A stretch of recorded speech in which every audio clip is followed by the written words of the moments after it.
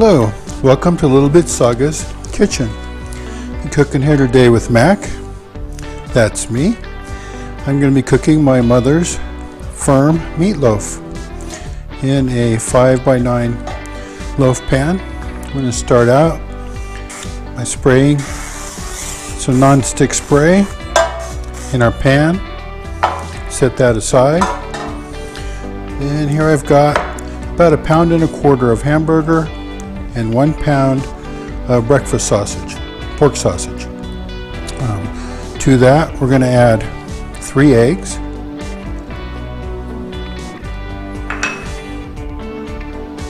a cup of onions,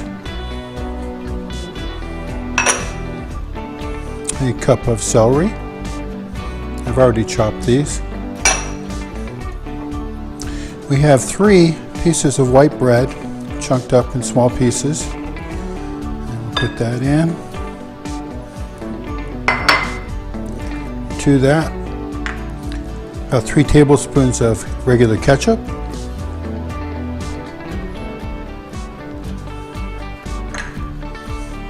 And a tablespoon of salt and a tablespoon of pepper. I like a lot of pepper, so it's going in there. And mix that up. Let's use the old hand method. Gotta really get in there. And my mom and my grandmother both made this meatloaf recipe, and I learned the ingredients and was taught how to do it, and it's my favorite meatloaf. I always put it in a loaf pan, and it firms up just like a loaf of bread and can be cut the same way. Nice pieces sliced, and I like it that way. Some people just put the meatloaf in the middle of a pan and let it sprawl. I don't really like it that way. And this might seem like a lot of vegetables and a lot of bread, but it comes out really good. And everybody who's ever had it has really liked it. Make sure you get that hamburger and pork sausage intermingled. There'll be quite a bit of grease in this, of course, as you cook, and we're going to pull that out after the first 45 minutes and take some of the grease out of there, or oil, and that helps keep it firm also. I'm going to put it in our pan and pack it down.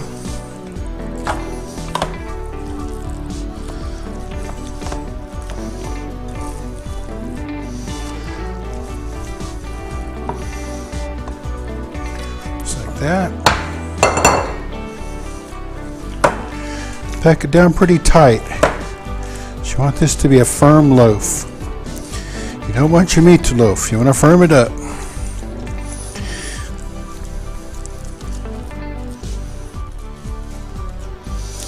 I make a well on the side, all around the edge, so that the grease has a place to collect, and I can then siphon it off at about the 45-minute mark.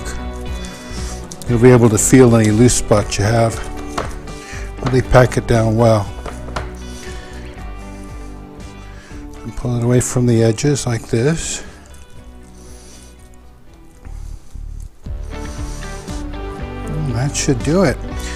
We're going to cut away now, put this into a 350-degree oven for 45 minutes.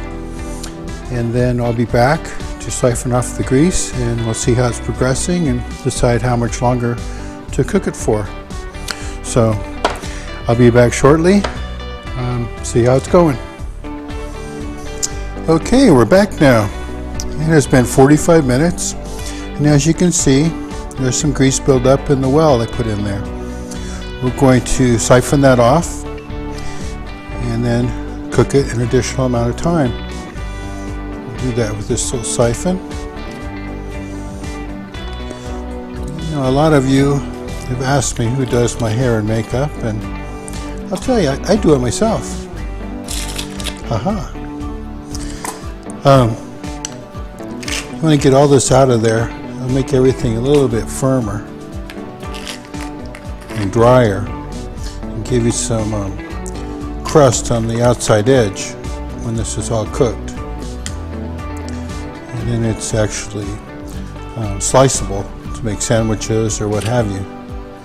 So it makes a big difference how it comes out. When you've got pork sausage and hamburger, they're both full of fat. The more of that you can get rid of, the better. Looks like that's about it. Okay, we're going to put that back in the oven now for another 45 minutes. And then we'll serve that up and slice it and see what it looks like. So we'll be right back.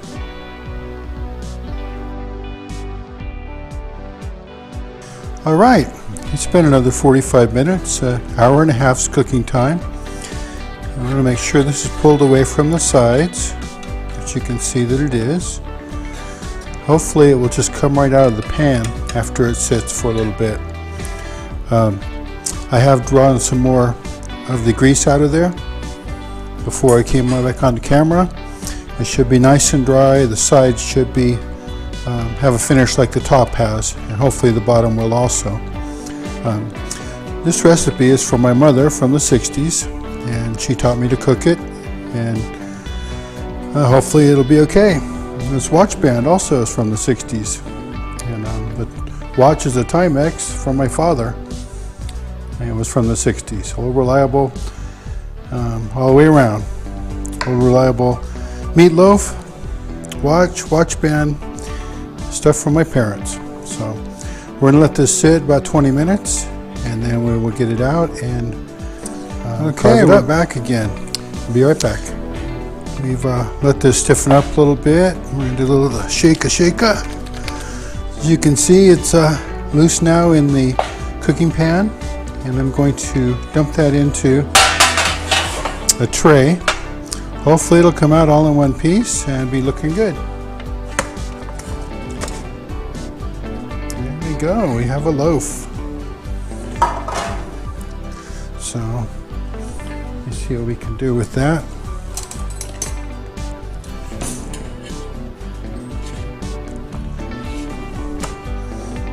And turn that over, and you've got a nice firm loaf, and it's ready to be cut and put on the table. I'm going to go ahead and cut that up for you and see how it looks.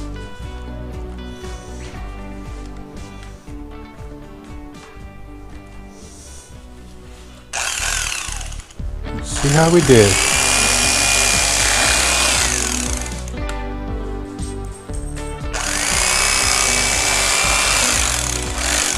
Nice firm loaf. As you can see, that would make great sandwiches. And it's ready to serve. So that's it. We'll plate that up, see what it looks like. But as always, make it fun and easy. And we will see you soon. Thank you. Hope you try it.